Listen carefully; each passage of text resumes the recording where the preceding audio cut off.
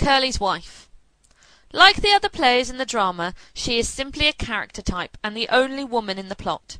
She is defined by her role. She is Curly's wife. In other words, she is his possession.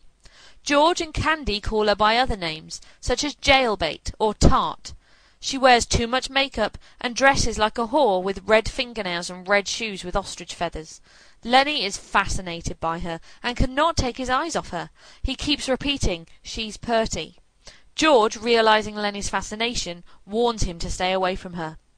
Curly's wife knows her beauty is her power, and she uses it to flirt with the ranch hands and make her husband jealous. She is utterly alone on the ranch, and her husband has seen to it that no one will talk to her without fearing a beating. Steinbeck's initial portrayal of Curly's wife shows her to be a mean and seductive temptress. Alive, she is connected to Eve in the Garden of Eden. She brings evil into men's lives by tempting them in a way they cannot resist. Eventually, she brings about the end of the dream of Eden, Eden being the little farm where George and Lenny can live off the fat of the land. Her death at Lenny's hands means the end of George and Lenny's companionship and their dream. She is portrayed, like the girl in Weed, as a liar and a manipulator of men. In the scene in Crooks's room, she reminds Crooks of his place and threatens to have him lynched if he doesn't show her the proper respect as the wife of the boss's son and as a white woman. All of these appearances cause the reader to dislike her and see her as the downfall of the men in the story. In the barn scene, however, Steinbeck softens the reader's reactions to Curly's wife by exploring her dreams.